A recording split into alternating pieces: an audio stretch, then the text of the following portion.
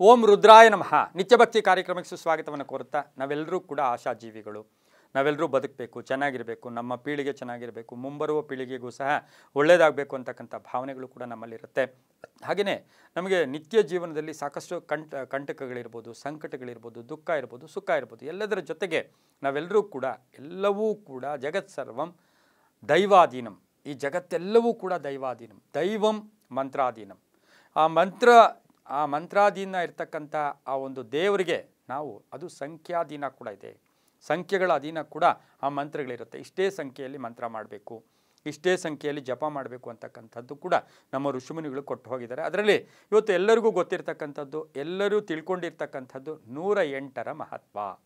108 ಸಂಖ್ಯೆಯಲ್ಲಿ ನಾವು ಜಪ ಮಾಡಿದ್ದೆ ಆದರೆ ಪರಿಪೂರ್ಣ ಆಗುತ್ತೆ, ಅದು ಕಂಪ್ಲೀಟ್ ಆಗುತ್ತೆ. ಇನ್ನು 108 ಹೇಗೆ ಬಂತು, 108 ವಿಶೇಷಗಳೇನು, ಇವೆಲ್ಲ ಗಮನಿಸಿ ನೋಡೋಕೆ ಹೋದಾಗ ತುಂಬ ಹಳೆಯ ದಿನಗಳಿಂದಲೂ ನಾವು ತಿಳ್ಕೊಂಡು ಬರ್ತಾನೇ ಇದ್ದೀವಿ.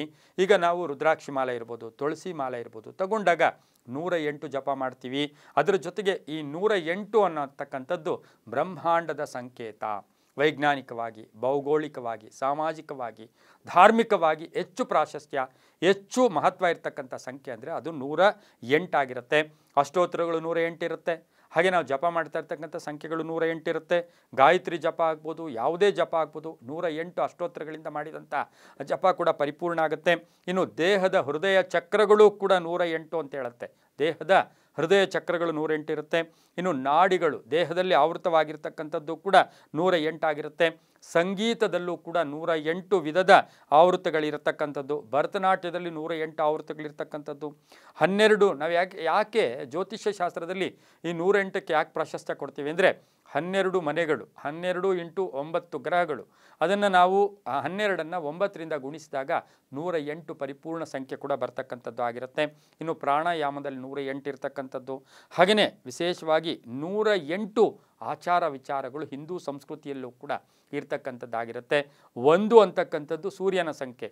ಅಲ್ಲಿ ಶೂನ್ಯ ಅಂತಕ್ಕಂಥದ್ದು ಶೂನ್ಯದ ಆ ಕಡೆ ಈ ಕಡೆ ಸೂರ್ಯ ಮತ್ತು ಶನಿಯ ಸಂಖ್ಯೆಗಳಿರ್ತಕ್ಕಂಥ ಅದ್ಭುತವಾದ ಒಂದು ಸಂಖ್ಯೆ ಕೂಡ ಇದಾಗಿರುತ್ತೆ.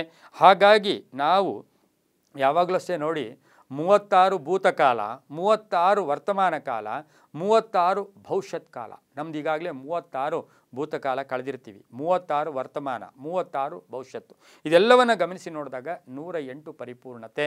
ಬೆಳಗಿನ ಜಾವ ಸೂರ್ಯೋದಯದ ಸಮಯದಲ್ಲಾಗ್ಬೋದು, ಬ್ರಾಹ್ಮಿ ಮುಹೂರ್ತ ಆಗ್ಬೋದು, ಅಭಿಜಿನ್ ಮುಹೂರ್ತ ಆಗ್ಬೋದು, ಗೋಧೂಳಿ ಮುಹೂರ್ತದಲ್ಲಾಗ್ಬೋದು, 108 ಸಂಖ್ಯೆಯಲ್ಲಿ ಜಪ ಮಾಡಿದ್ದೆ ಆದರೆ, 108 ಪುಷ್ಪಗಳನ್ನು ಭಗವಂತನಿಗೆ ಅರ್ಪಣೆ ಮಾಡಿದ್ದೆ ಆದರೆ, 108 ವಿಧವಾಗಿ ನಾವು ದೇವರಿಗೆ ನಾವು ಎಲ್ಲೋ ಒಂದು ಕಡೆ ಅಧೀನರಾಗಿದ್ದೇ ಆದರೆ, ಶರಣಾಗತರಾಗಿದ್ದೇ ಆದರೆ ಅದು ಪರಿಪೂರ್ಣ ಆಗುತ್ತೆ. ಹಾಗಾಗಿ ಹೆಚ್ಚು 108 ನಾವು ಏನೋ ಬಾಯಿಗೆ ಬಂದಷ್ಟು ಮಾಡ್ಕೊಳ್ತೀವಿ, ಅದು ಪರಿಪೂರ್ಣ ಆಗೋದಿಲ್ಲ. ನಾವು ಇವನ್ ಯಾರಿಗಾದರೂ ದಾನ ಮಾಡಬೇಕು ಅಂದರೆ 108 ಸಂಖ್ಯೆಯಲ್ಲಿ ದಾನ ಮಾಡಿ. ಆಹಾರ ಯಾರಿಗಾದರೂ ಅನ್ನದಾನ ಮಾಡಬೇಕು 108, ಅದಕ್ಕಿಂತ ಜಾಸ್ತಿನೂ ಆಗ್ಬೋದು, 108ಕ್ಕಾದರೂ ನಾವು ಮಿನಿಮಮ್ ಆಗಿ ಇಟ್ಕೊಂಡಿದ್ದೆ ಆದರೆ ಅದು ತುಂಬಾ ಒಳ್ಳೆಯದಾಗ್ತಕ್ಕಂಥದ್ದು. ಇದು ಬ್ರಹ್ಮಾಂಡ ಸಂಖ್ಯೆ. ಇದನ್ನು ಮಾಡಿದ್ದೆ ಆದರೆ ನಮ್ಮ ದೇಹದಲ್ಲಿ ವಿಶೇಷವಾಗಿ ಧನಾತ್ಮಕ ಶಕ್ತಿಗಳು ಬರುತ್ತೆ, ಮನೆಯಲ್ಲಿ ಧನಾತ್ಮಕ ಶಕ್ತಿಗಳು ಬರುತ್ತೆ, ವಿಶೇಷವಾದ ಫಲಗಳನ್ನು ಕೂಡ ಕೊಡುತ್ತೆ.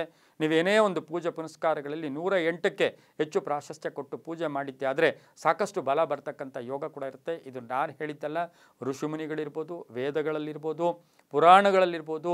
ಹಾಗಾಗಿ ಇದಕ್ಕೆ ಹೆಚ್ಚು ಮಹತ್ವ ಇರತಕ್ಕಂಥ ಸಂಖ್ಯೆನೇ 108 ಸಂಖ್ಯೆ ಆಗಿರ್ತಕ್ಕಂಥದ್ದಾಗಿದ್ದು, ಕಟ್ಟ ಕಡೆಗೆ ದಿನಕ್ಕೆ ಒಮ್ಮೆ ಆದರೂ ನಿಮಗೆ ಗುರು ಕೊಟ್ಟಿರೋ ಮಂತ್ರ ಇರ್ಬೋದು, ಅಥವಾ ನೀವು ಏನೋ ಒಂದು ಸಿದ್ಧಿ ಮಾಡ್ಕೊಂಡಿರೋ ಮಂತ್ರವನ್ನು 108 ಸಂಖ್ಯೆಯಲ್ಲಿ ನೀವು ಪೂರ್ವಾಭಿಮುಖ ಉತ್ತರಾಭಿಮುಖವಾಗಿ ಮಾಡಿದ್ದೆ ಆದರೆ ತುಂಬಾ ಒಳ್ಳೆಯದಾಗ್ತಕ್ಕಂಥ ಸಾಧ್ಯತೆ ಇರುತ್ತೆ. ಸರ್ವೇ ಜನ ಸುಖಿನೋ ಭವಂತು, ಸಮಸ್ತ ಸನ್ಮಂಗಳಾನಿ ಭವಂತು.